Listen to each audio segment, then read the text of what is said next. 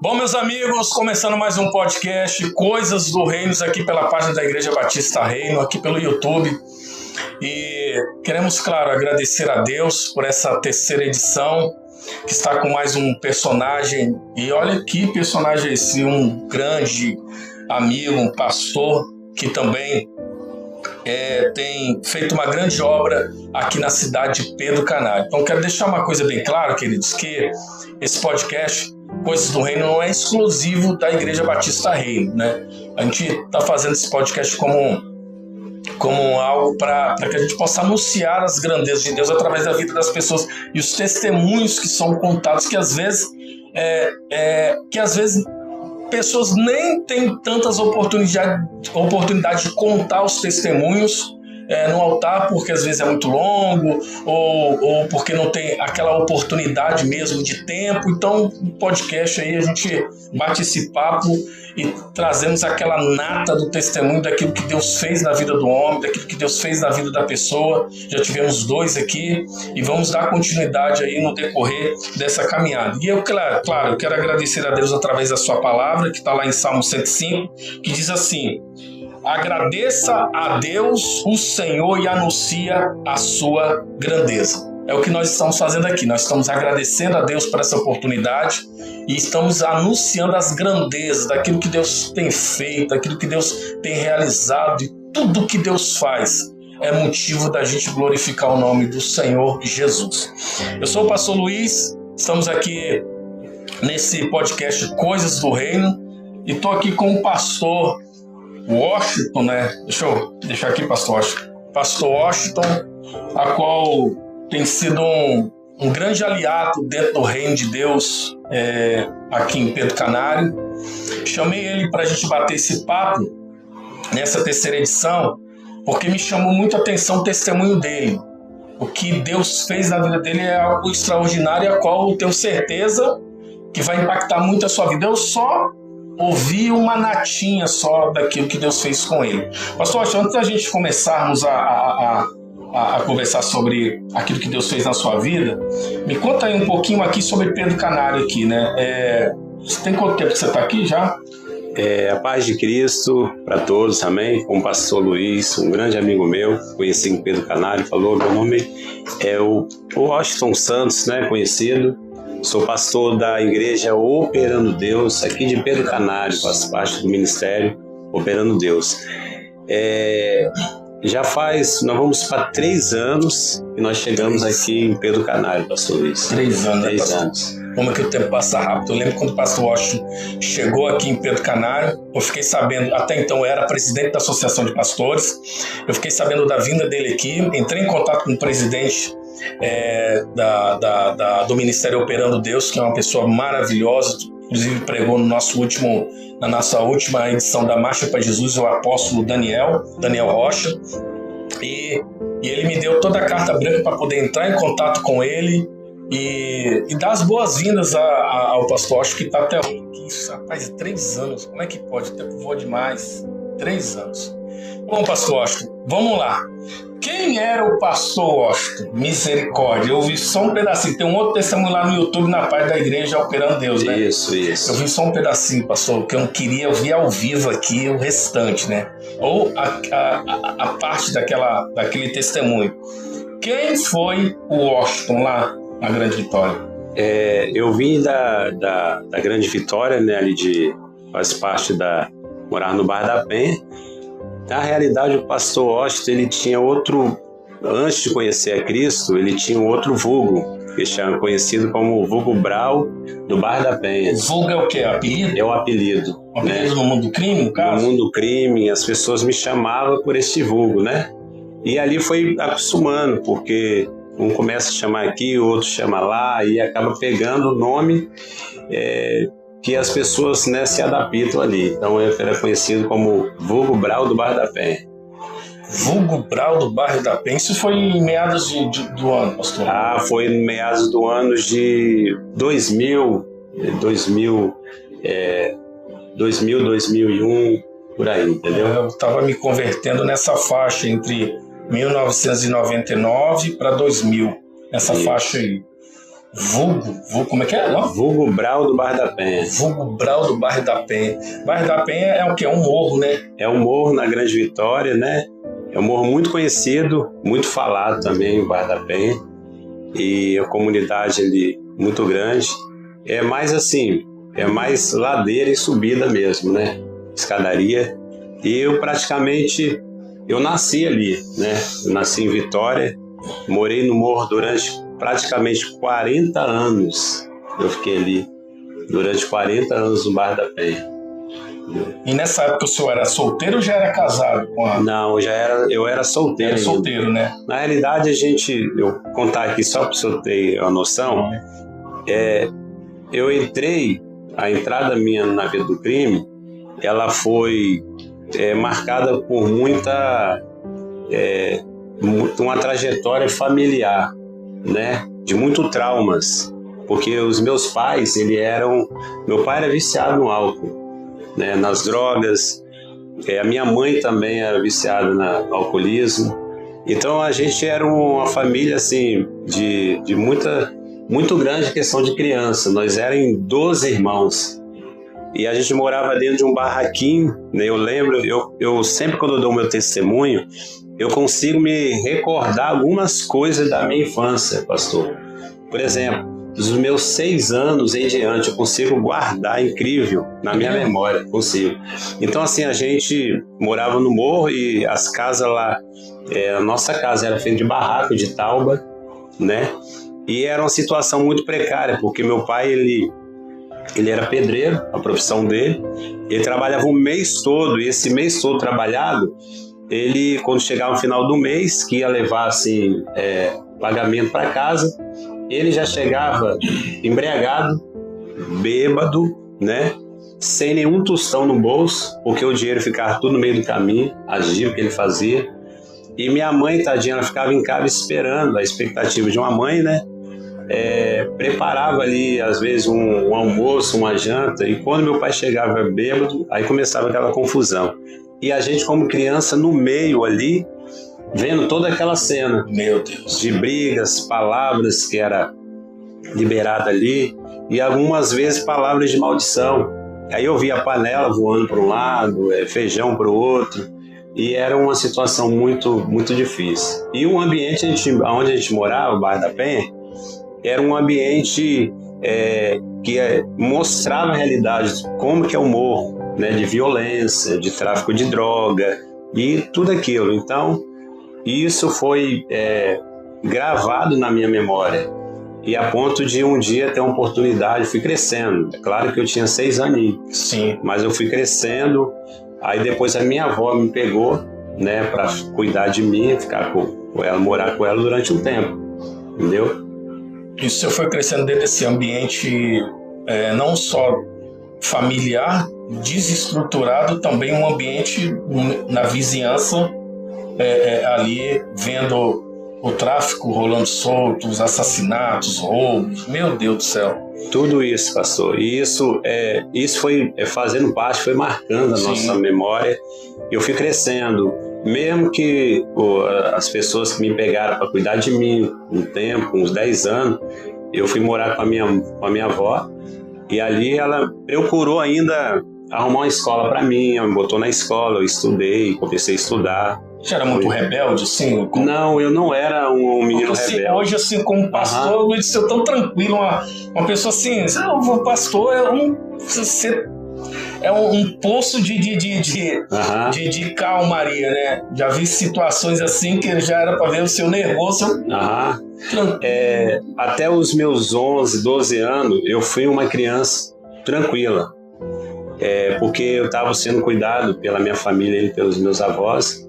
Só que depois a minha entrada na vida do crime mudou totalmente a trajetória, a forma de pensar, porque, infelizmente, aonde eu morava me levou para uma situação, e o que eu passei também, né? Meu pai foi preso, foi para detenção na época, eu passei mal, muito mal, e com aquilo, mesmo estudando, aí a gente vai começando a conhecer novas pessoas, né? Amigos, a infância nossa. e começou já a me encaminhar para um caminho errado, onde que eu comecei os pequenos furtos. Eu ia para a praia, às vezes assim em turma, as crianças assim de 13 anos, 14 anos, aí furtava a bicicleta, roubava, entendeu? E isso aí foi aos poucos me preparando para me entrar na vida do crime. Meu Deus, meu Deus. E assim, com quantos anos você se lembra, assim, com quantos anos você já iniciou essa caminhada no mundo do crime? Você falou que começou com pequenos furtos, né? Assim, o quê? Com 12, 13 anos? Com 13 para 14 anos eu comecei minha entrada com os pequenos furtos. Pequenos furtos. Aí vem os pequenos furtos, aí primeiro trago no cigarro, porque tudo começa assim. Às vezes fala assim, você não tem nada a ver, é só um cigarrinho. Mas é uma porta de entrada que o inimigo coloca na vida das pessoas. E eu fui o primeiro trago no cigarro, aí depois veio o cigarro de maconha, né? E aí foi só aumentando. Aí dali, dos meus 14 anos para frente, eu já comecei a se envolver, mesmo que de longe, como aviãozinho, faz um favor para mim, entendeu? Vai ali comprar, as pessoas do tráfico de drogas falavam assim, vai ali comprar um refrigerante para mim, vai ali comprar um lanche para mim. E aos poucos a gente vai se aproximando, né? E foi com essa idade de 14, 15 anos que eu já comecei a fazer um aviãozinho. Pastor, eu também morei ali na cidade de Vila Velha, eu também cresci perto de não, claro, minha família foi uma família estruturada, graças a Deus. Minha mãe, meu pai, minha mãe foi uma pessoa muito trabalhadora, meu pai foi um homem muito trabalhador, e já não tive essa estrutura da forma que infelizmente o senhor teve. Mas eu me acompanhei muito ali na minha adolescência, o mundo do crime ao meu redor ali, né? E o que me chamou a atenção, eu vou te fazer uma pergunta, é que na minha época, os meus amigos, eles começaram a ir para esse lado do fumar um cigarrinho, que eu cheguei a fumar um cigarro e quase fui para maconha. Não cheguei a fumar maconha, mas quase fui. Só que, mesmo eu não sendo um evangélico, uma pessoa que tinha um conhecimento que aquilo era uma coisa errada, mas na minha mente batia assim, poxa, tem amigos e colegas meus que estão morrendo por causa disso, assassinados. Eu vou entrar nisso para morrer também? Foi um dos pensamentos que eu tive, que nunca coloquei um baseado na minha boca para fumar. Desse motivo, falei, cara, eu não vou botar isso porque eu tô vendo muito amigo meu morrendo por causa disso aí. Morreu o fulano é porque ele se envolveu com droga, porque ele cheirava cocaína. Não bateu isso no senhor, vendo, porque ali no bairro da Penha, até hoje ainda é muito complicado ali, né, na questão.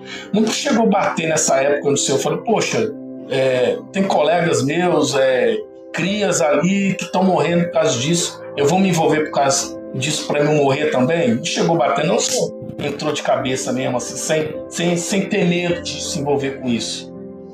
Pela minha idade que eu tinha na época, né, a faixa aí de 12 anos, que eu comecei a conhecer o crime, a gente vê aquela sensação de medo. De medo, né? De preocupação. Eu, por exemplo, com 10 anos de idade, eu vi primeiro crime acontecer e aqui, quando a gente mora no morro, morre alguém na escadaria, você tem que passar por ali. Então, com 10 anos de idade, já estava vendo crimes acontecendo. Pessoas caídas no chão, mortas, as escadas todas ensanguentadas. Então, assim, aquilo vai ficando na memória. A gente, claro, que cria um sentimento de medo, né? Mas, infelizmente, hoje eu posso dizer que eu vim de lá do tráfico, do morro. Muitas bandejas que tem, muitas propostas. Muitas, pastor. Entendeu? E foi aí, eu dei início, foi com beirando de 15 a 16 anos, eu fui entrar no crime. E o ápice dessa trajetória no mundo do crime? Assim, conta um pouquinho pra gente, assim, o ápice, onde o senhor chegou, assim, no fundo do poço. Não, vamos em parte aqui, porque o negócio está interessante aqui. Chegou um momento, quando o senhor estava ali nessa caminhada, essa caminhada das trevas, né? Porque eu vi até o apóstolo Daniel falando, que você chegou a ser um camarada considerado um imigrante de alta periculosidade, né? Ali na região. Chegou um momento que você chegou ao ápice, assim, de dizer: eu sou o cara, tô aqui mesmo, tá dando tudo certo pra mim. Você chegou a ter esse tipo de fase no mundo do crime? Chegou. Pra você ter ideia, aí eu entrei com 16 anos, entrei de cabeça no tráfico, né? Comecei, como eu falei aqui no testemunho, fazendo favor, fazendo aquelas correrias que eles falam, né? Aviãozinho. E depois eu comecei a traficar. Comecei a ficar nos becos, traficando, pegando cargas de drogas, de maconha, de cocaína, de pedra, para estar vendendo. Só que na vida do crime é assim, aos poucos você vai crescendo. A hierarquia do crime, quando você começa uma coisa que você termina ela bem, né, que faz bem aquele papel que você está exercendo, você vai pegando conceito na vida do crime, né, respeito também. Aí de vapor, com o tempo, eles me colocaram, me separaram como gerente. Foi crescendo. Peguei já a hierarquia da gerência.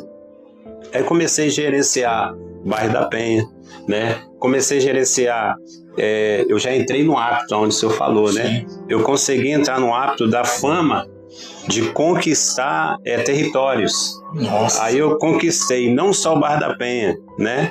Aí a gente conseguia conquistar outros bairros vizinhos, né? Ali São Benedito, que é próximo, Itararé, né? E a gente foi pegando aquele conceito aonde o inimigo ele leva a pessoa na fama.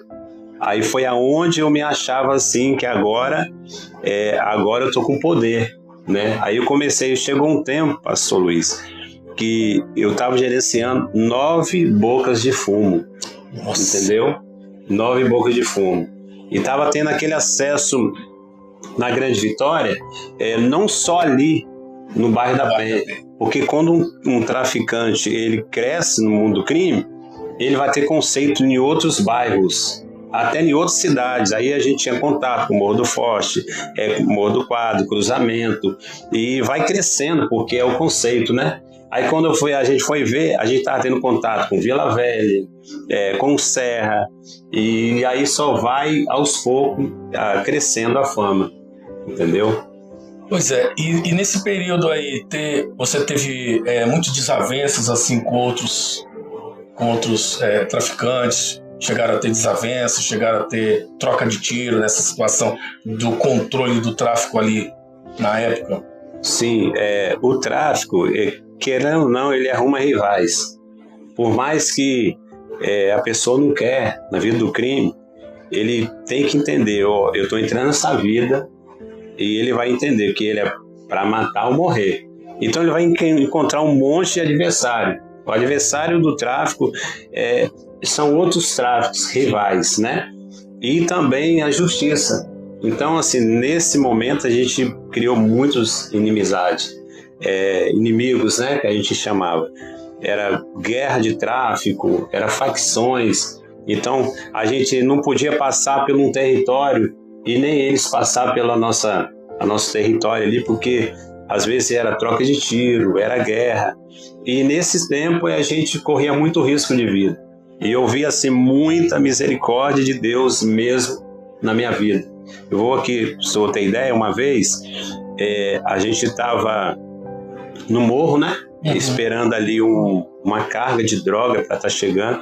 Era assim uma faixa da tarde, assim umas 3, 4 horas da tarde. E quem ia buscar essa mercadoria foi uma criança de 12 anos. Meu Deus. Assim, de vestido, de uniforme de escola, né? Para dar um disfarce, para as polícias não suspeitar. Aí ela foi com essa mala de viagem, subindo. E quando ela chegou aonde nós estávamos, no local ali, no morro, no beco, as polícias chegaram também, as autoridades. Nossa. E assim, foi uma distância de aproximadamente de uns 30 metros. E 30 metros é muito perto, porque eles já vinham com as armas na mão e nós traficantes com as armas tudo na mão. Porque no morro não ando com arma escondida, não. No morro é tudo exposto. Ando com as armas na mão, entendeu?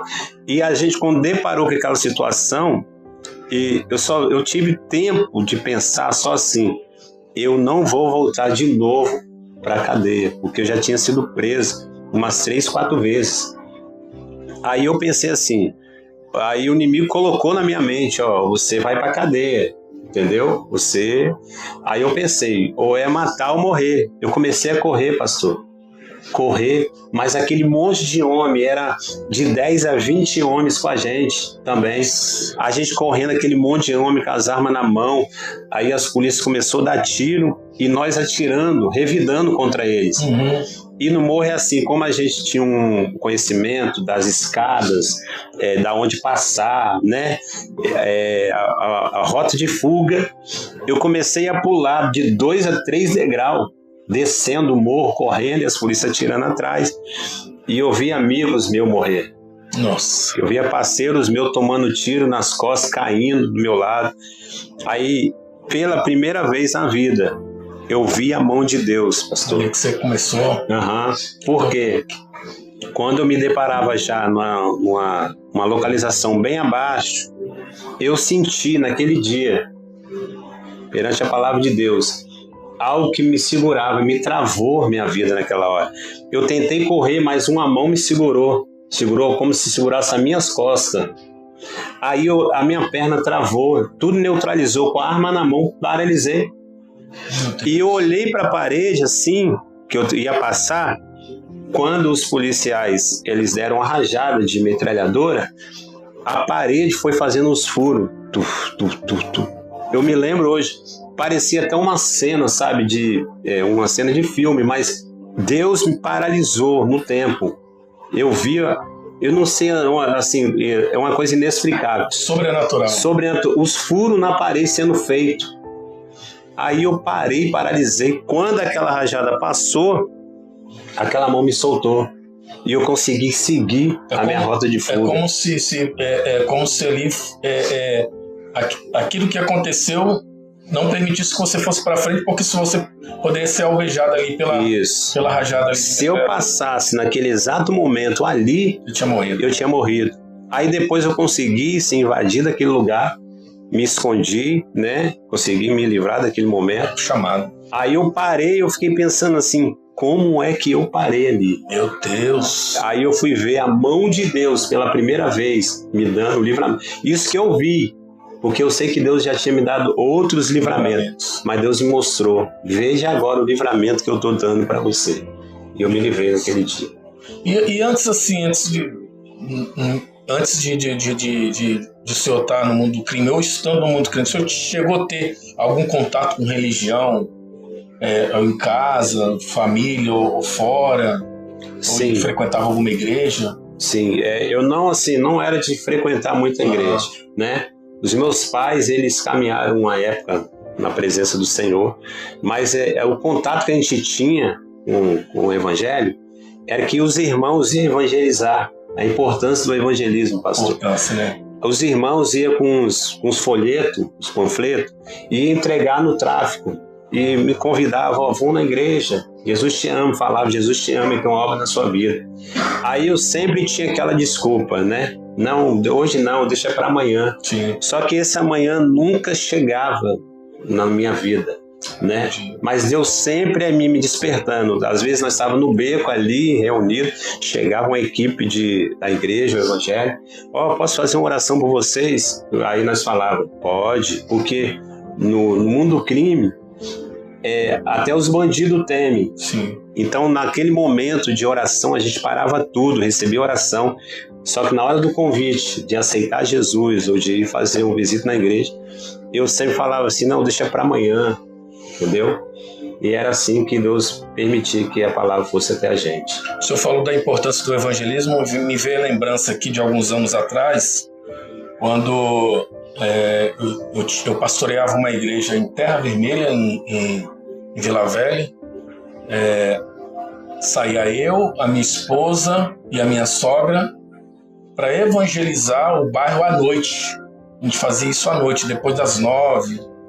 E quantas pessoas ali foram abordadas, né, por nós ali. Eu lembro de um relato muito importante de uma vez que minha esposa parou para conversar com um grupo de meninos que estavam vendendo drogas na esquina da entrada de Terra Vermelha, e um estava com 38. Nunca esqueci a cor daquele 38, né? E era prata, cano longo assim. E na hora que ela estava evangelizando, fazendo oração, me aproximei com a Bíblia. Na hora que eu estava falando com outro rapaz, a minha sogra também se aproximou. Ele abriu o tambor da arma, e lançou as balas dentro do valão, que antigamente tinha um valão, hoje tá tampado lá. Ele jogou as balas no valão. E ali eles ficaram de joelho e aceitaram uma oração. E o Senhor falou uma coisa muito importante: a importância do evangelismo, que eu acho que o Senhor é fruto disso aqui hoje, né? Sou fruto disso. É fruto disso. Todos nós somos frutos disso, e essa importância que a igreja está esquecendo. A igreja está esquecendo disso.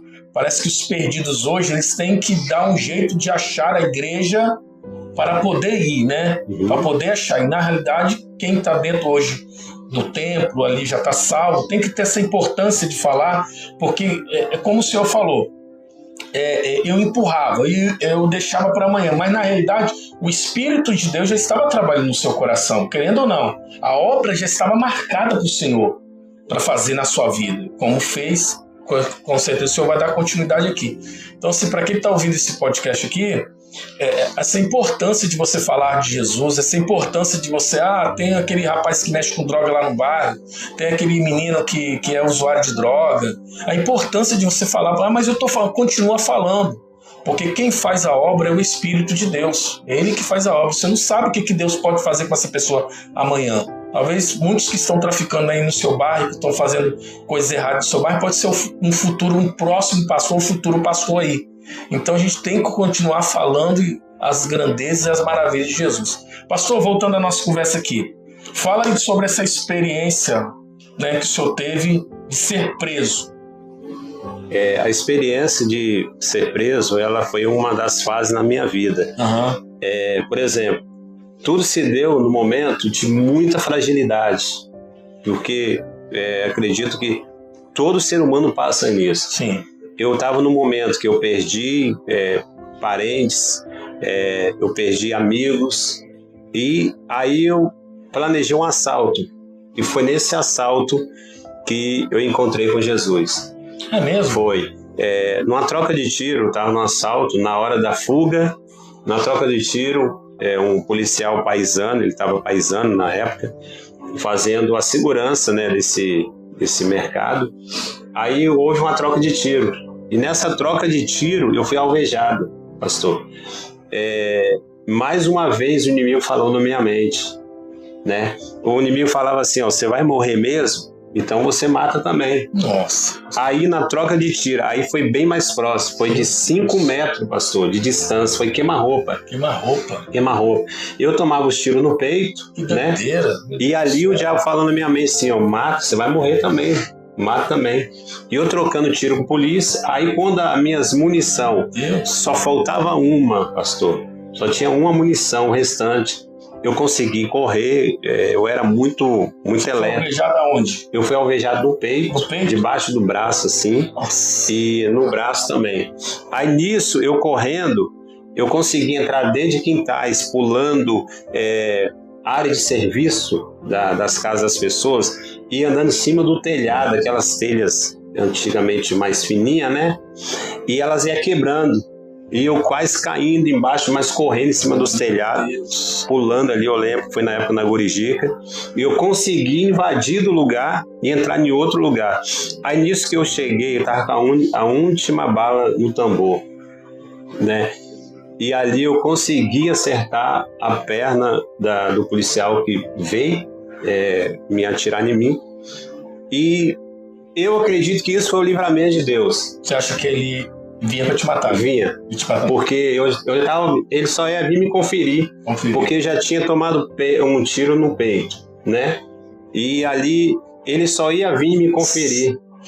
Diante de Deus, eu nunca vi um negócio igual aquele. Aproximadamente uns 20 metros de distância. Você conseguiu acertar? Eu consegui a perna dele. Mas você foi para acertar a perna dele ou para acertar? Eu acertei, eu fui dar para acertar porque eu tava morrendo. Falei, eu vou atirar porque eu vou morrer. Eu atirei, eu vi a mão de Deus. O tiro pegou na perna dele. Só que quebrou a perna dele. Aí isso parou ele, paralisou ele, porque ele não tinha como vir atrás de mim mais. Não tinha mais. Aí eu consegui correr, entrei dentro de um quintal, caí, aí perdi a surra, acabou ele. Ali me paralisou tudo. A minha cintura para baixo eu já não mexia mais as pernas, porque o efeito do tiro começou já a entrar em efeito. Aí deu hemorragia interna, eu caí, eu não conseguia mais mover. Aí, pastor, eu comecei a colocar sangue, deu hemorragia interna. Eu comecei a colocar sangue pela boca. Nossa, meu Deus. E sangue pelo nariz. Chegou um momento que eu botei a mão dentro da minha boca para tirar. O sangue já estava coalhando. Aí eu tirava para me respirar. Eu comecei. Aí foi na hora que aí entrou a convenção. Aí foi na hora que eu pensei assim, porque é assim, gente, é uma coisa muito. Quando a pessoa está morrendo, eu posso dizer isso. A nossa vida passa igual um filme na nossa cabeça. Aí eu comecei nessa hora a pensar na minha mãe, pensar no meu pai, pensar na minha família, pensar na minha vida, tudo que eu vivi, que parece que estava ficando para trás ali. Meu Deus. Aí na hora, pastor, eu lembrei do evangelismo. Meu Deus. Na hora eu lembrei dos irmãos que iam até mim me falar de Jesus. Aí na hora eu falei assim, eu pensei, porque eu não conseguia nem falar mais, pensei assim, Senhor, se o Senhor tem obra na minha vida, não deixa eu morrer, porque a partir de hoje eu te aceito como Salvador da minha vida. Aquele pensamento ali mudou tudo. Aquele pensamento mudou tudo, pastor. Eu poderia morrer naquele momento, porque eu aceitei a Jesus. Jesus poderia deixar assim, ó, já que você me aceitou, você vai morrer agora. Só que eu falei assim, ó, a partir de hoje, eu vou ser um evangelho. Um evangelho. E aonde eu botar a planta do meu pé, eu vou pregar a sua palavra. Eu acredito até hoje. O que não deixou morrer foi o propósito que eu fiz com Deus. Foi o propósito que eu falei, eu vou pregar a sua palavra, Senhor. Não deixa eu morrer, não. Porque Deus tinha um propósito com você, mas você não tinha com ele. Aí você firmou um propósito, Deus fez uma aliança. Foi. Então, a partir daquilo ali, tudo mudou, pastor. Eu vi a mão de Deus, porque eu aceitei a arma que estava na minha mão, eu entreguei a dona da casa, que eu pulei o quintal dela, e os policiais chegou. Aí chegou aquele monte de polícia, me pegou, me falou, esse homem nós estamos procurando, ele tem mais de 2 anos. E até retrato falado tem dele.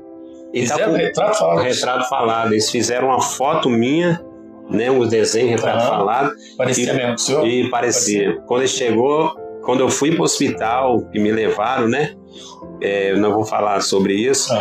Quando os policiais me pegou ali, eles falaram assim, esse homem está sendo procurado. Aí, meu irmão, eu sei, hoje eu entendo a forma de honrar a justiça. Sim. Porque a palavra me ensina, honra os seus governantes. Sim. Né? Aí tem que ser submisso à polícia hoje, ao governo. Só que eles queriam acabar comigo. Eles falaram assim, vão acabar com esse cara, porque esse cara é perigoso. Aí pegava minha cabeça, batia no chão, pisava em cima de mim, batia minha cabeça no degrau, para mim terminar de morrer, porque eu estava morrendo. Só que eu tinha aceitado Jesus. Aí me botaram dentro de um lençol, me levaram, botaram no meio da rua. Quando a pessoa morre, bota na rua ali. Aí chegou aquele monte de gente curioso, pensando assim, morreu. É nisso que eles falaram assim, morreu. A notícia foi para minha família, os meus pais, fulano morreu, Brau morreu. O Bar da Penha todinho ficou sabendo, Brau morreu. O vulgo Brau morreu. Aí nisso, a mão de Deus, porque eu aceitei Jesus dentro de mim, eles me pegaram, colocaram dentro do carro, eu não sei como. Aí os policiais que ficaram ali continuaram fazendo a ocorrência, só que veio 2 polícias, eu vi como se fosse 2 anjos de Deus. Me pegou, botou na viatura, naquela época era Propaz, Santana, né, que carro, e me levou para o São Lucas. Quando chegou no São Lucas, já tinha preparado uma maca para mim, colocar em cima. A enfermeira era evangélica, né? Quando me botou em cima da cama, assim, a enfermeira falou, meu Deus, os policiais queriam ali atrasar, colocar a mão em mim. Ela falou, não faz isso com ele não, que ele é ser humano. Só que eu estava vendo a mão de Deus já trabalhando. Aí eu entrei no hospital, passei pelo processo de cirurgia. Me fizeram uma cirurgia, pastor, que eu tomei 30 pontos na barriga. Meu Deus. Me rasgaram assim, me abriu todinho. Aí eu fiquei 2 dias dormindo. Depois que eu acordei, que eu fui me recuperando, o médico olhou para mim e falou bem assim, você que é Washington, né? Porque eu tinha um monte de nome. Meu nome um mês era Pedro, depois era Sérgio, eu tinha muita identidade, né? Aí ele falou assim, Washington, Pedro, Washington? Eu falei, meu nome é Washington. E eu já estava na presença, né? Aí ele falou, rapaz, eu fiz 3 cirurgias. 3 pessoas passou pelas minhas mãos. Da mesma cirurgia que você passou. Só que você foi o único que sobreviveu. O único que está vivo, Washington. Porque os outros morreram. Só que eu via Deus em tudo aquilo, pastor. Eu vi Deus em tudo que eu estava passando, que eu estava vivendo. E outro detalhe, o policial que foi baleado na troca de tiro foi para o mesmo hospital que eu fui. Ele estava na sala do lado. O nome dele, o meu nome é Washington, e o nome dele era Wellington. Entendeu? Ele entrou no mesmo hospital, mas eu vi Deus em tudo isso. Entendeu? Depois disso, aonde eu passei, eu fui para dentro do presídio, pastor. Só que ainda eu fugi do hospital, eu fiquei 1 semana no hospital, me recuperando, era terrível, tá? Bicho solto, hein? Aí, pastor, assim, operar 30 pontos, essa parte minha do corpo, um lado meu lado direito, que é esse lado aqui, ó, ele paralisou. E eu fiquei me recuperando ali, soprando bolinha, fazendo fisioterapia, para voltar os movimentos do meu corpo, da minha perna, do meu braço, e aos poucos foi voltando, suando, fazendo aquele esforço para voltar. Eu consegui fugir do hospital. Mas você não teve uma escolta de polícia ali? Teve. Você conseguiu fugir ainda? Fugi. A polícia civil chegou, me algemou, né, me botou na cama algemada ali, e eu fiquei ali naqueles tempos, sabe? Só que eu tava tão ruim que eu acredito que esse policial olhou assim pra mim e falou, rapaz, esse cara não vai morrer, não vai sobreviver não. Aí foi nesse momento que a enfermeira falou assim, tira a algema dele, porque ele vai ter visita agora, vai entrar um monte de visita aqui na sala. Esse homem não tem como fugir, gente, olha como é a situação dele. Foi nesse momento que eles tiraram a minha algema, que um dos meus parentes chegou, minha irmã chegou, trouxe roupa para mim, já estava tudo esquematizado já, né? E eu entrei no banheiro, eles saíram da sala, foi pro corredor. Na hora que eles saíram da sala, eu troquei de roupa rápido, aproveitei o momento, botei o crachá de visita, saí como visitante de dentro do hospital e fugi. Meu Deus! E aí fiquei de fuga aí uns 2 meses ainda. 2 meses? Uns 2 meses, estava sendo muito procurado. Aí foi um dia, né, eu fiz o voto com Deus de aceitar ele. Só que tava saindo do crime, do tráfico, dinheiro acabando, eu pensando assim, nossa, não dá certo ser crente. Eu pensava, como que eu vou viver dessa forma? Pastor, eu falei com a minha mãe, falei assim, mãe, eu não vou ficar na igreja. Isso era 8 horas da noite, eu não vou ficar na igreja. Ela falou assim para mim, meu filho, não faz isso não.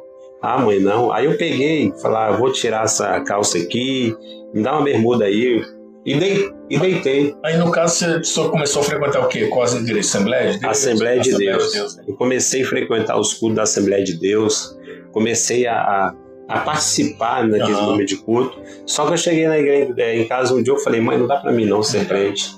Aí deitei, quando deu 5 horas da manhã, as polícias batem na porta e falou assim, ó, a casa caiu, nós sabemos que você tá aí. Eu estava procurado, eu estava com 4 mandados de prisão. 4 mandados. Aí foi neste momento que eu não quis ir, já estava na dor, né? Que Deus apertou mais o cinto na minha vida.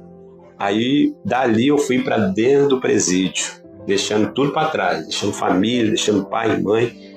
Eu fui passar processos dentro do presídio. O senhor ficou quanto tempo preso? Passou, eu fiquei em média 10 anos preso.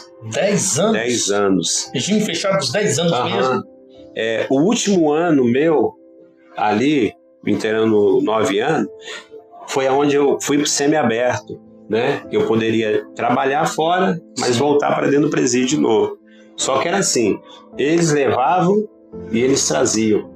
Eu saía 4, 5 horas da manhã do presídio para trabalhar e voltava para dentro do presídio 4h30, 5 horas da tarde. Você ficou 10 anos preso, mas tomou quanto tempo de cadeia? Eu fui sentenciado 27 anos. Nossa. E 2 meses, quase 30 anos. Quase eu peguei 30 anos. Muito processo. Eu tive processo de tráfico de droga.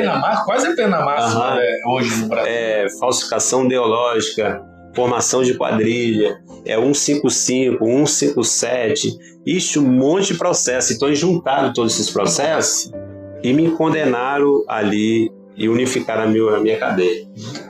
Foi aí, pastor, que veio o processo de Deus na minha vida. Não tinha para onde eu ir, correr.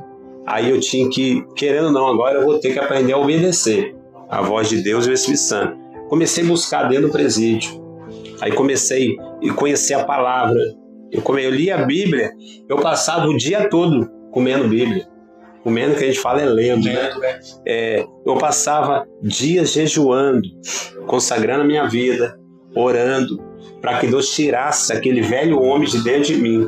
Porque tinha um pouco do velho homem dentro de mim ainda. Tinha um pouco do velho homem do Brau, ex-Brau, né? Aí Deus foi me moldando aos poucos. A questão de vestes. Só pra você ter ideia, eu tava falando com a minha esposa esses dias, eu tudo dou graça, pastor. Sim. Se eu tenho uma calça hoje, uma roupa para vestir, eu dou graças a Deus. Se eu tenho um pão na mesa para comer. Porque lá eu aprendi a viver com 2 mudas de roupa durante 1 ano. 1 ano.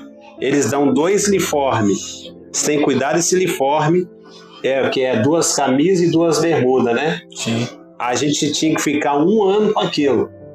Usava um dia, a outra já tinha que estar lavada para. Então, azulzinho. Era azul e branco, né? Camisa branca e a bermuda. Só que lá, depois fui pegando costume com a igreja. Entrei na igreja, comecei a fazer a obra de Deus lá, ajudando os irmãos. 2 irmãos hoje que muito me ajudou, que eu até falo até hoje. A gente não esquece de quem consolida a gente, né? Sim. Que ali está tratando a gente no momento de novos convertidos, que era um irmão chamado de Roberto Júnior e Almir Júnior. Eles vão ver essa live, eles vão entender. Eles cuidaram de mim, meu irmão, pegaram no colo, e eu cheguei ferido. No presídio, né? Sangrando, a minha cirurgia estava sangrando, eles pegavam no colo, falavam, isso aqui nós vamos te ajudar, vem para cá.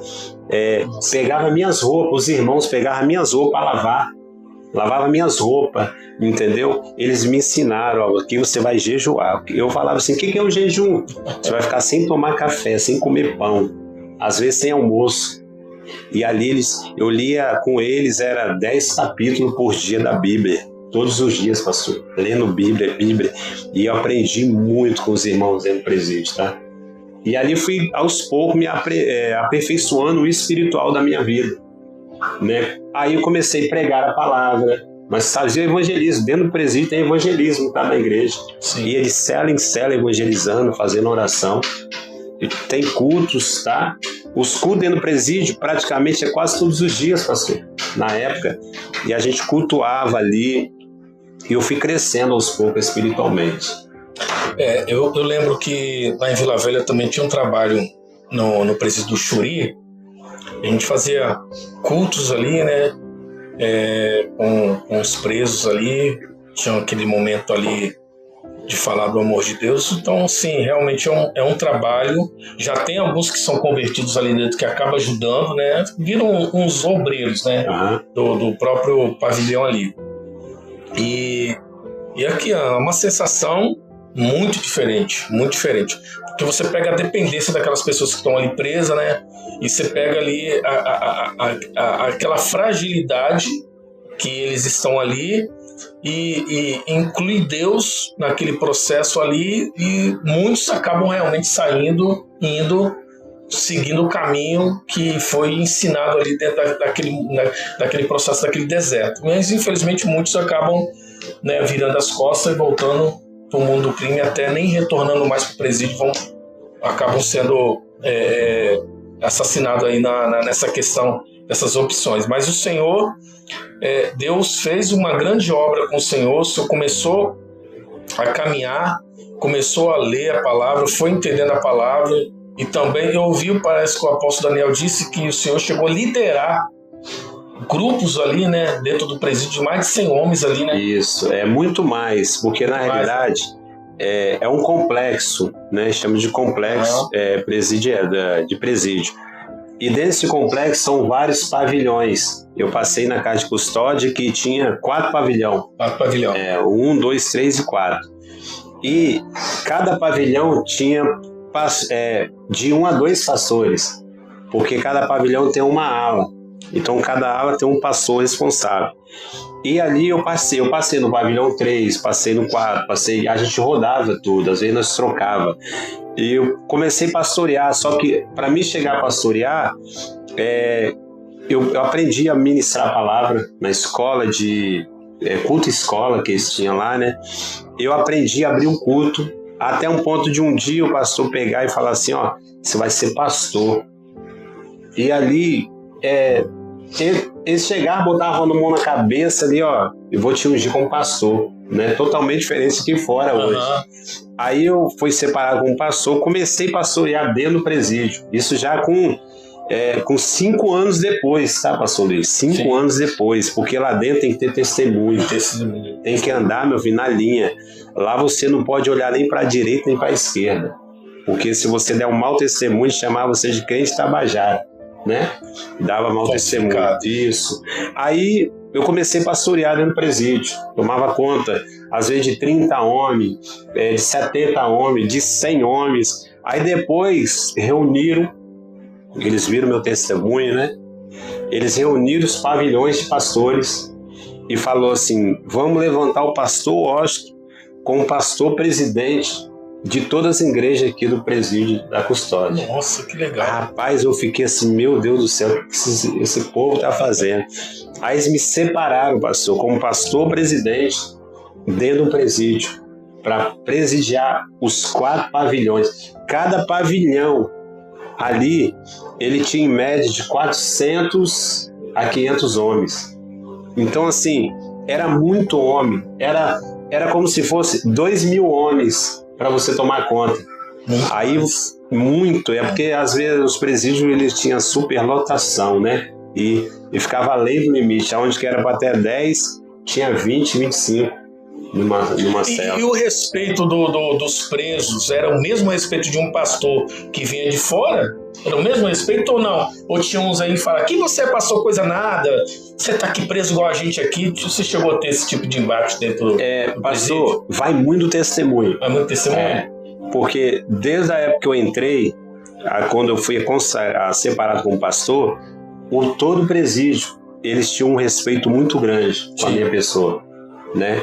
Tanto que quando eles iam julgar, porque lá tinha o momento ali que tomava a frente do presídio, os responsáveis, às vezes ele ia julgar uma pessoa, até de morte, ele chamava a gente para orar, às vezes para pedir um conselho, né? Então eles tinham muito respeito. Se eu chegasse numa reunião e levantasse, se pedisse para falar ou levantar as mãos, eles paravam para escutar. Porque eles tinham respeito. Você se tornou um líder respeitado ali dentro. Muito as pessoas chegavam, o pastor, chora por mim. Chamava. No dia de visita, ele chamava a gente, ô pastor, vem fazer uma oração pela minha família que vem me visitar hoje. A gente ia lá como sacerdote, orava por eles, né? E era muito respeitado. Eles não, até quando eles às vezes desconfiavam de alguém de dentro da igreja, que eles queriam tocar, porque às vezes as pessoas chegavam da rua e pulavam para a igreja, né? Aí eles falam, ficar de olho.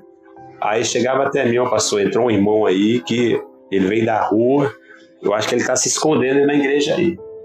E aí eu pegava, conversava, não, deixa ele veio para a presença, ele errou, mas deixa ele. Falar, então, pastor, o senhor está falando? Então vou deixar, não vou mexer com ele não. Então, assim, eles tinham respeito, pastor. Você já chegou a intervir em alguma rebelião? eu já cheguei a intervir, chegamos a orar, já cheguei a intervir também no momento que eles julgam a pessoa para querer matar na rebelião. É mesmo? Já teve uma época no Mosesp, que é o presídio de segurança também massa, que eu passei lá. Eles fizeram uma rebelião em que pegaram umas 3 pessoas para fazer o julgamento. Aproveitar que estava na rebelião, vão botar eles aqui de linha de frente, vão matar eles. E nós estávamos... a cadeia na rebelião nossa, parece um inferno, pastor. É mesmo? A cadeia na rebelião ela é terrível, porque não entra comida, não entra água, não entra nada. É tudo... eles trancam tudo. Então imagina, a gente estava 3, 4 dias com fome. Meu Deus. Porque entrou greve de fome, não podia tocar na comida, e gente desmaiando, gente passando mal, aí eles quebrando cadeia, botando fogo, entendeu? Escura a noite, sem energia. Aí eles pegaram essas pessoas, eu lembro que eram 3 pessoas que pegaram. Aí eles começaram a matar e pendurar. Naquela época a rebelião era muito cruel mesmo. E aí a igreja nessa época estava em jejum. Aproveitou a rebelião, falou, vamos jejuar. Nós jejuando. Aí o Espírito de Deus falou assim comigo, ó, vai, porque lá tem uma alma que eu quero salvar. E aí a gente pegou as Bíblias, os irmãos, a gente já ia com sabedoria, pastor. Eu falei assim, ó, pega uma calça para mim e uma camisa, porque tem uma alma que Jesus quer salvar. Meu Deus. E a gente indo na sala de reunião que ele estava fazendo, que era no alto, e estava aquele monte de homem. Aquele dia tinha uns 400 homens, tudo armado, com um pedaço de ferro na mão, com chucho, com a cabeça assim, com a camisa amarrada na cabeça. Eles estavam injuriados mesmo, tudo demoniados, né? Porque o diabo entra. Sim. E 2 já tinham morrido, pastor. 2 já tinham morrido. E uma pessoa estava sentada assim, com as mãos para trás amarradas, diante de Deus, coisa que eu nunca vi aqui na rua, né? Sim. Eles pegaram a cabeça de outra pessoa que estava cortada já, fora do corpo, e colocou assim, ó, na frente dele, a cabeça, só a cabeça, pastor. Nossa. E falou bem assim, o próximo vai ser o seu. Nossa. Para ele. E quando nós entramos na reunião, uma parte queria deixar nós entrar, outra não. Não, o pastor não vai entrar aqui não, porque não queria ver o mover de Deus. Quem deixou você passar aqui? Pastor, eu sei que Deus abriu o caminho. Nós fomos passando aquele monte de homens, 400 homens, era como se estivesse entrando dentro de um inferno, literalmente. Nós entramos, sei que nós fomos 7 irmãos, tudo no jejum e oração. Quando nós entramos, nós vimos aquela cena, o jovem assim, de joelho, com a mão para trás, com aquela cena. Eu cheguei e falei bem assim, ó, Deus manda dizer para vocês não tocar nele, porque ele tem obra na vida dele. Aí houve aquela confusão entre eles mesmos, falando, não pode, ele vai morrer. Uns falaram, rapaz, Deus falou, não vão tocar não.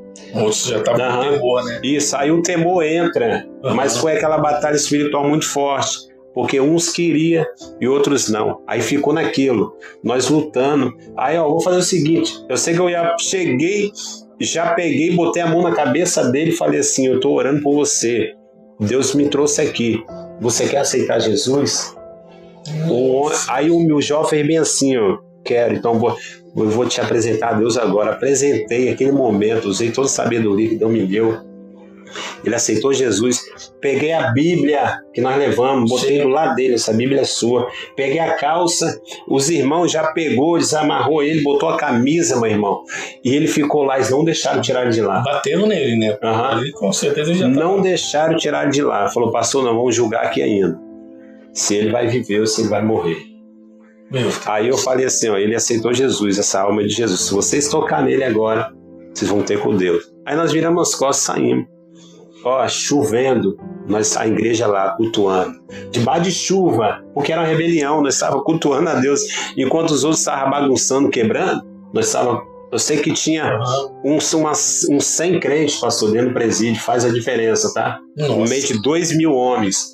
A gente cultuando a Deus. Aí quando deu de madrugada, 2 horas da manhã, desce aquela tropa de homem, trazendo encapuçado, pastor. E joga no meio do culto assim, ó. Ele de joelho. Quando tira assim, ó, o menino vivo. E falou assim com a gente, ó, esse aqui não vai morrer não. Meu Deus, soltou ele, de verdade, meu irmão.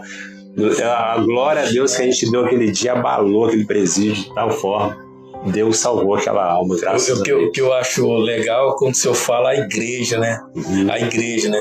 Porque a gente tem assim, a mentalidade da gente, a gente pensa que a igreja é o templo.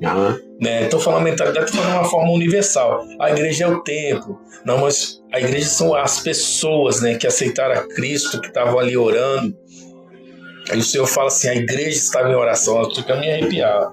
A igreja estava em oração. Aqueles homens ali junto com o Senhor liderando nessa tremenda experiência espiritual, estavam orando por uma alma, por uma pessoa, né, a qual Deus fez que aquelas pessoas que estavam sendo tremendamente usadas pelo diabo trouxessem aquele homem ali vivo para iniciar a sua caminhada. O senhor tem assim,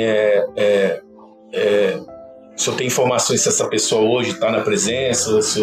A gente não tem essa informação porque foi praticamente há 20 anos atrás. 20 anos, né? E muitas pessoas, pastor, muitas almas aceitaram ali. Pastor, se eu fosse esse cara, eu procurava o senhor. Meu Deus do céu, vou falar a verdade. Se eu fosse esse cara, eu procuraria céus e terra para saber onde você está, para sei lá, não sei. Porque isso não é uma história, é uma realidade que aconteceu. Não é uma história apenas, é uma realidade. E quando, para tomar aí, pastor, para o senhor se hidratar, para tomar uma. O que eu quero dizer para vocês aqui é que esse testemunho que hoje o pastor Austin está contando não é para a gente engrandecer o tempo que ele foi usado pelas forças das trevas, não. Pelo contrário, é para engrandecer a obra que Deus fez na vida dele. Entendeu? Todo esse relato aqui, eu tenho certeza que ele fala com muita tristeza em tudo que ele viveu, e que se tivesse uma oportunidade de não ter vivido como ter vivido isso, ele teria falado, poxa, olha, ele já iniciou falando da desestrutura que era o ambiente familiar, que causou isso, essa decorrência dele ir para outros cantos buscar subterfúgio para que tivesse, sei lá, atenção, não sei, com amigos, com pessoas. Foi para um cigarrozinho, deu do cigarro, foi para maconha, assim foi um abismo. A Bíblia fala que um abismo chamou outro abismo.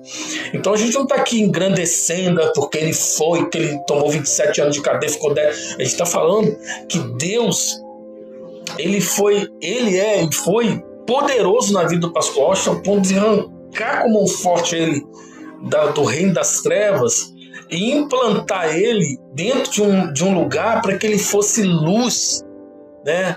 Para que ele fosse, até hoje está sendo mais nessa época, para que ele testemunhasse realmente a transformação de que Deus realmente pode mudar o homem. Talvez você está ouvindo esse testemunho aqui, você está com um filho assim, né, pastor? Você está com um neto assim. Não tem jeito para ele. Eu tô vendo esse homem aqui, é quase inacreditável acreditar que ele foi isso aí que ele falou. Mas eu acredito que ele foi, porque a transformação que Deus fez na vida dele foi tremenda, gente. Então, se Deus fez na vida dele, pode fazer na vida do seu filho, pode fazer na vida do seu neto, pode fazer na vida do seu marido. Para Deus não há nada impossível. Para Deus não há nada impossível.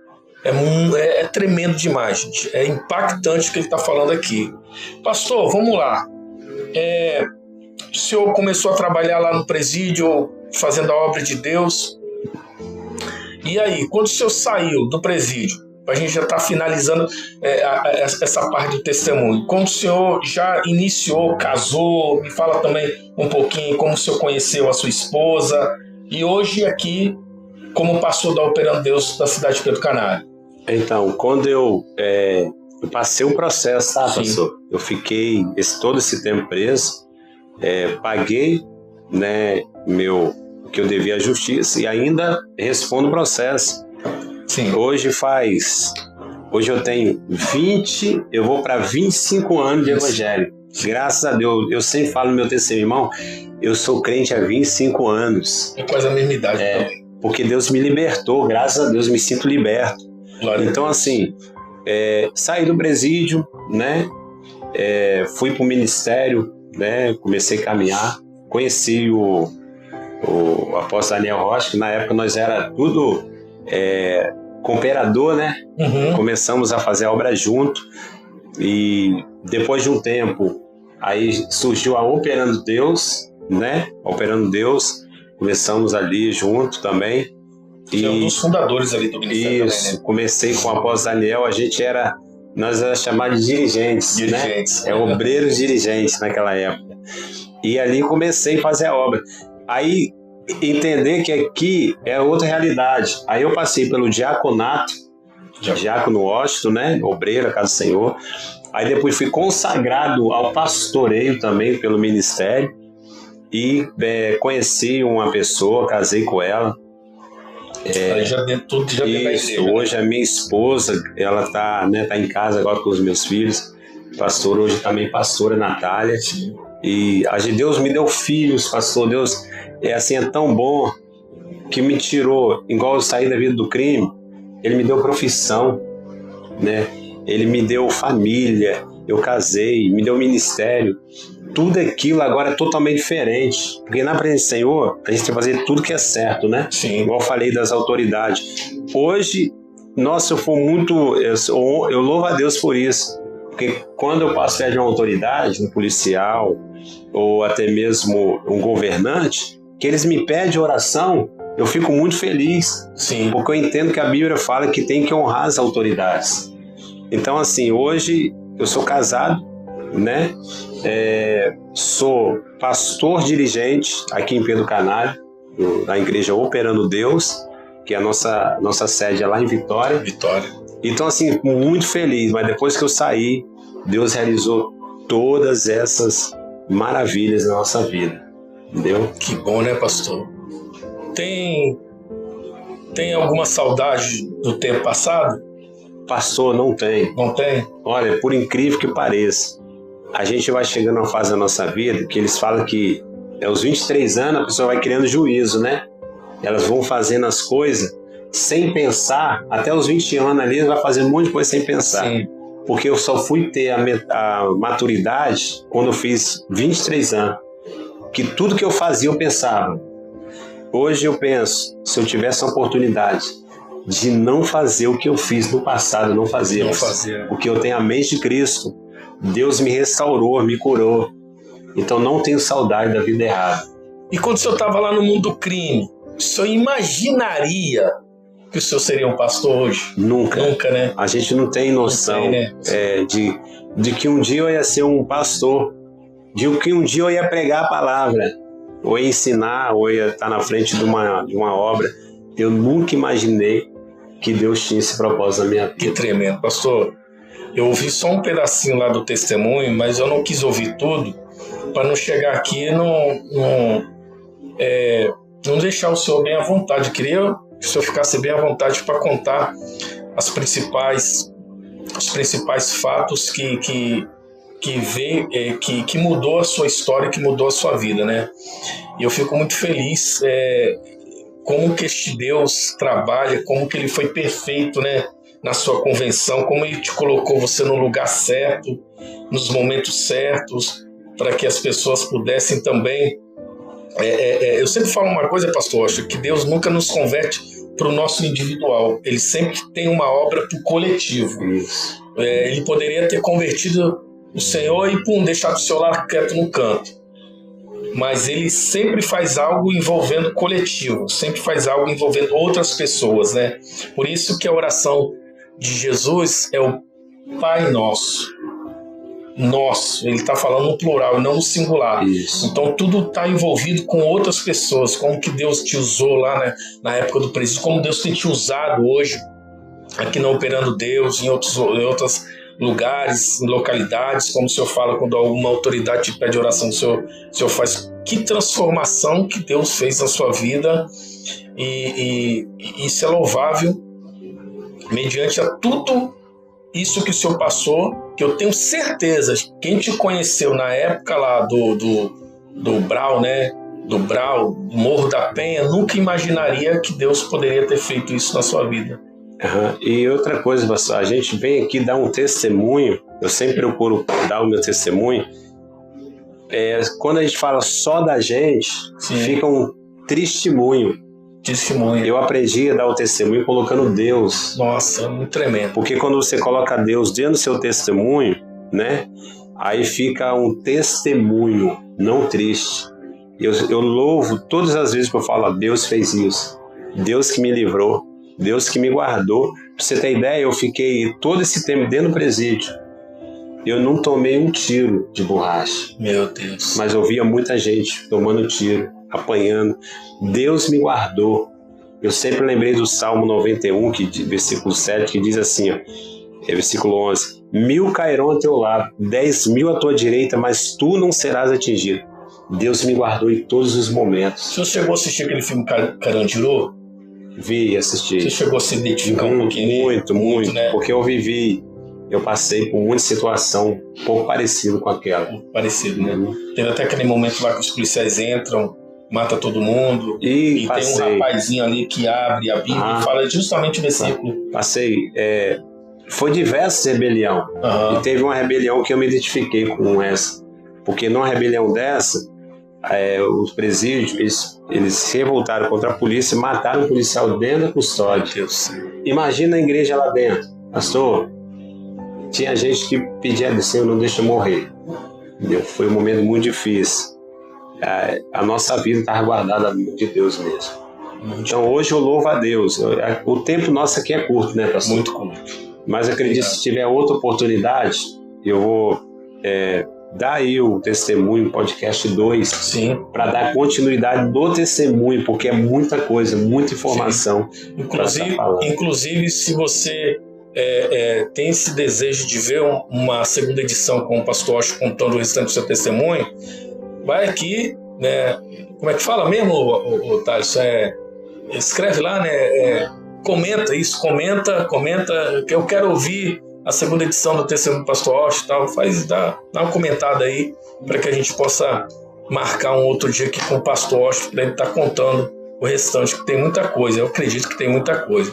Pastor Washington, eu acredito numa coisa que infelizmente muitas mães, principalmente que acredito que estão ouvindo e vendo esse testemunho, estão desacreditadas. Muitas mães que têm filhos no mundo do crime, que têm filhos que estão vendendo droga, filhos que não chegou nem o patamar que o senhor chegou, mas estão lá, infelizmente. Que estão até desacreditados, que Deus não pode fazer algo pelo filho, pelo neto. Muitas vós também que criam netos, né? Que tem, infelizmente, essa experiência ruim. Qual é o recado que o senhor deixa para essas pessoas, para essas mães, para esses pais que estão com seus filhos, infelizmente, no mundo das drogas e que não tem mais esperança que eles vão sair, que eles não estarão mais em uma família saudável, voltando a ser aquela pessoa em uma família saudável? Qual é Deixa um recado para essas mães, para que elas tenham esperança, porque o Senhor é um testemunho vivo, o Senhor é um milagre na minha frente aqui, ao meu lado, falando sobre algo que o Senhor poderia estar morto, esquecido, né? Mas Deus fez uma grande obra na sua vida. Deixa esse recado para essa mãe, para essa avó, para esse tio, para essa tia, que está com essas pessoas que estão hoje lá no mundo do crime. Amém. Eu quero deixar esse recado para você que está nos ouvindo, né? Família, você que é mãe, pai, parentes. Primeira coisa, acredita em Deus. Acredita. Deus que mudou minha vida pode mudar a vida de um parente seu, de um filho, né? De um esposo. Pode ser qualquer situação que a pessoa esteja, seja no alcoolismo, nas drogas, no tráfico, ou preso. Deus tem o poder de mudar todas as coisas. Estou falando aqui, pastor, eu estou me arrepiando. Sim, eu estou sentindo a presença. Eu também estou sentindo a presença de Deus tem o poder de transformar a vida do ser humano, por mais pior a situação que ele esteja enfrentando. Continua buscando, vai. A gente como pastores tem a forma de convidar as pessoas, vão na nossa igreja, participa do culto.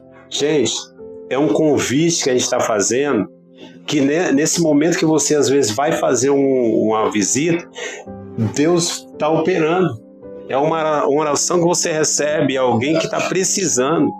Então, assim, não perca a esperança. Continua orando, continua acreditando que Deus vai tirar essa pessoa que está lá no presídio transformada, ou Deus vai mudar alguém da sua família que precisa ser mudado.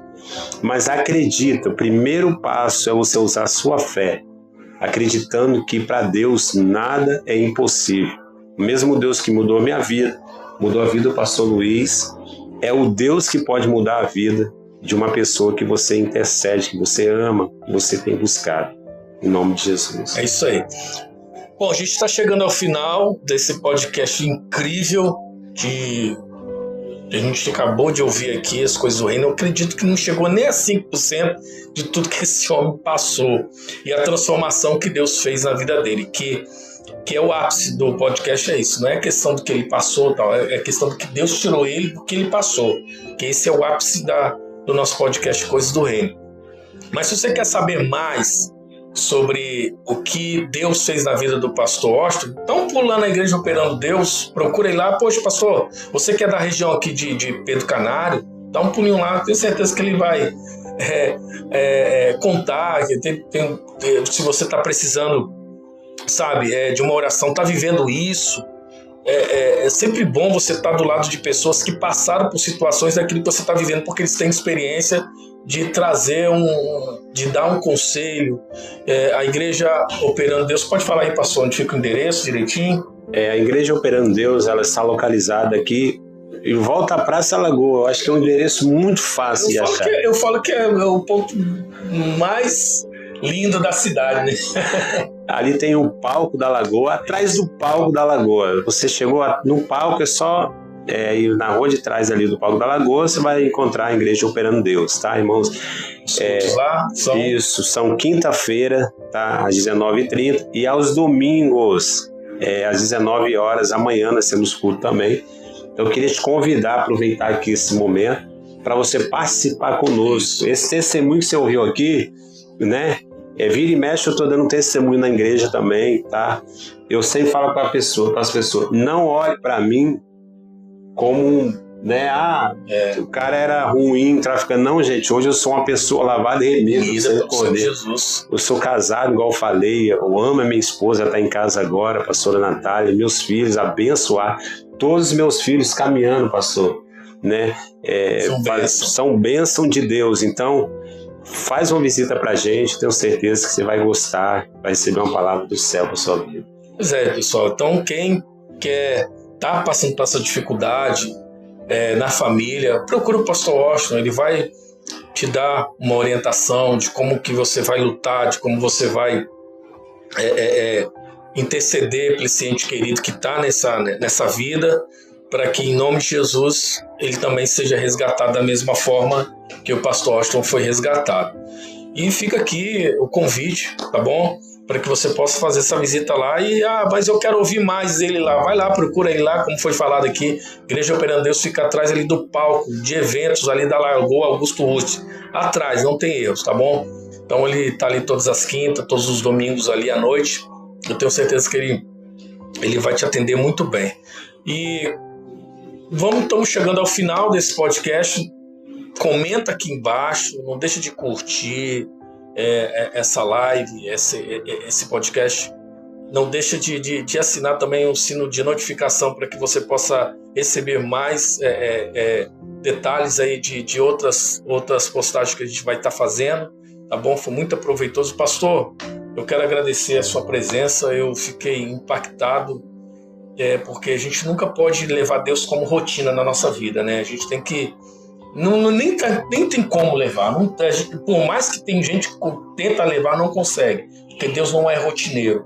E o que Deus fez na sua vida realmente me impactou do fundo do meu coração, e eu tenho certeza que Ele tem sido e ainda continua sendo o Deus das causas impossíveis, porque o Senhor para mim era algo impossível. Verdade. Que Deus fez. Suas considerações finais, pode ficar à vontade. Quero agradecer aí esse convite, né?